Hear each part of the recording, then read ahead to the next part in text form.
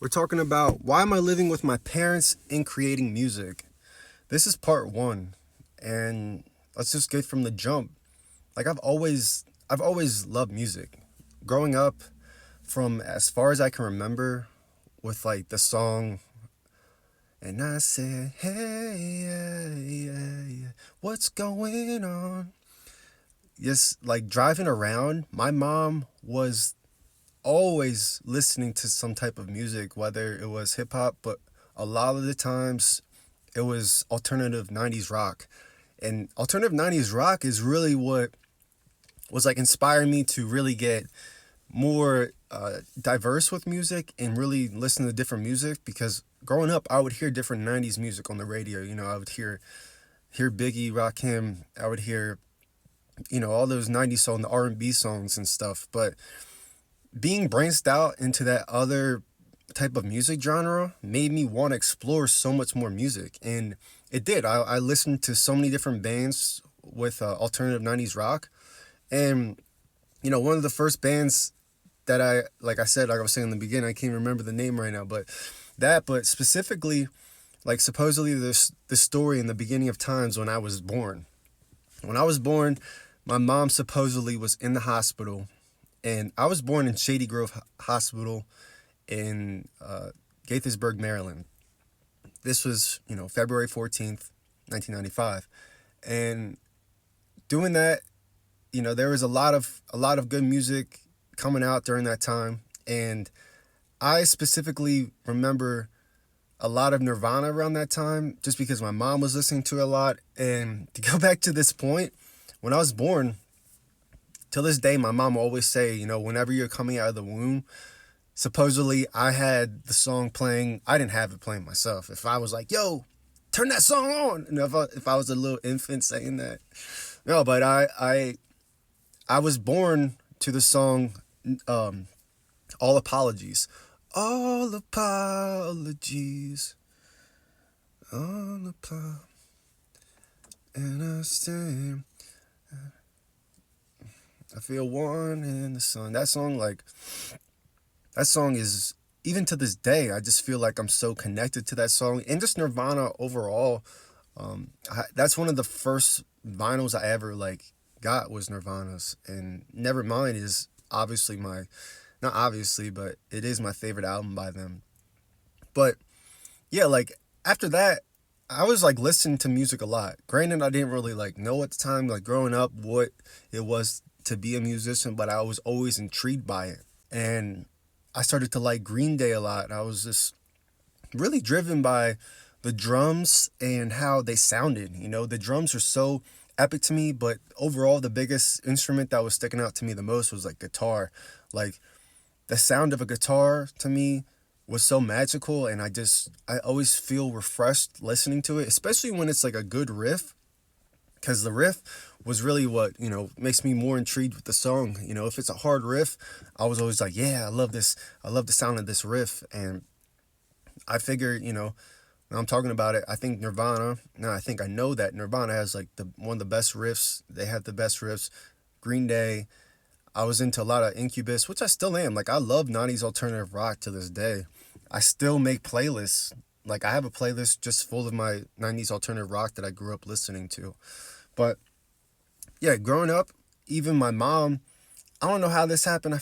Like the exact story, but she was just saying like one time it was by where I was living, maybe an hour away or so, and there was a concert going on. I think it was like maybe last minute, but we went over to there and we're at the concert. I remember being in like the back left corner of the concert, and we're just chilling there and listening to music. And I remember specifically like throwing these frisbees, like these yellow frisbees, or they're white. I'm pretty sure they're yellow, but I was throwing them up on stage. Like we're in the back and we're like tossing these frisbees up on stage, trying to get them to these like bins or something. As far as I can remember, I was like 5 or 8 years old, in between that age. But I was becoming a lot more conscious about music. Obviously, I could like move around and stuff. But that concert turned out to be like growing up. I was like, I figured it out. Well, I was like, oh my God, I can't believe that's who it is. My mom was playing a lot of CDs by them too in the car whenever we were driving around. I remember my mom had this green Ford she used to bump that with a bunch of CDs. She had this thing right here. She used to have it filled with stacks of CDs. But yeah, this the band that we saw was Matchbox 20, and Matchbox 20, that was experience. That was my first like concert experience I can remember to this day. But it made me get that feeling of the concert life, and I was really exposed to like the feeling of music, what it brings in that type of like that type of area with everyone listening at the same time. Like it was very high vibrational because obviously like I still remember it to this day. But yeah, going forward, like with that concert, I was very, very inspired by music. My grandma, like we used to go on road trips, and she was playing a lot of Van Halen. She would play Pink Floyd, and that was my CD, the Pink Floyd, but she would play her Van Halen. That was her favorite, like, things to listen to. But yeah, I remember driving to Ohio to visit my cousins, and I'm still around the age of 8. And she's playing Van Halen and, Pink Floyd, but I'm like rocking out to it, and like it's in the tape player. I still remember like putting the tapes in the car. She had a Zuzu Rodeo, but yeah, even to this day, I wasn't even into Van Halen until she started listening to um, his music. And I correct myself, it was Van Morrison that she was listening to. She loves Van Morrison, and yeah, I love him too. It's a great musician. Maybe I'm confusing them. It's one of the two, but I know I love them both. But also my my my grandma's brother, he loves Van Morrison too. Maybe I'm confusing them with the both, but either way, they're a big influence because they're listening to it.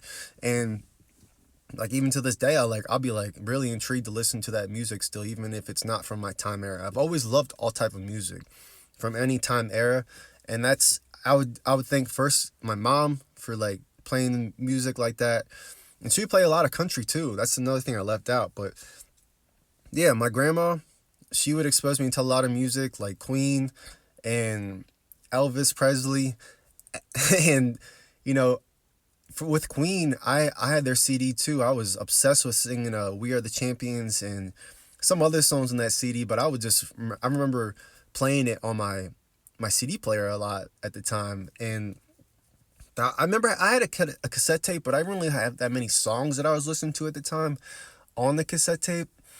But until I got a CD is when I started remembering like, all right, I got this CD or whatnot. And I remember my first rap CD was Eminem CD. That was back in 2001, and I was listening to like To Kill a Mockingbird, Toy Soldiers, that album. And I remember I was listening on my grandma's kitchen table dining room set, and she was letting me listen to it, but my mom, she didn't like me listen to it at the time. But my grandma got me the CD, and I'm sitting at the table with my headphones on, the little over the head things, and the like cheap ones, but I was bumping. Like I was really feeling it because I remember that's the first time I was listening to it, and it was experience. I was sitting there, I was like, whoa, like it was just so much. It was so much energy like I never heard from in a musician before, and I became obsessed with listening to Eminem, and I was just intrigued by how much fun he was having with his music, and I was just like, all right, it's not always about being this way or that way in music. You can be express yourself whatever way you want. And that was a big inspiration for me with Eminem. But yeah, I've always been into any type of genre with music, but like hip hop was dominant. I was listening to a lot of country music too, uh, incorporated with that alternative rock. But yeah, with country music, people can hate on country all they want, but I love country music. It's very influential, and I think that's what makes up a lot of songs for today's music. But that's the end of part 1. Much love, A-Rap Pack.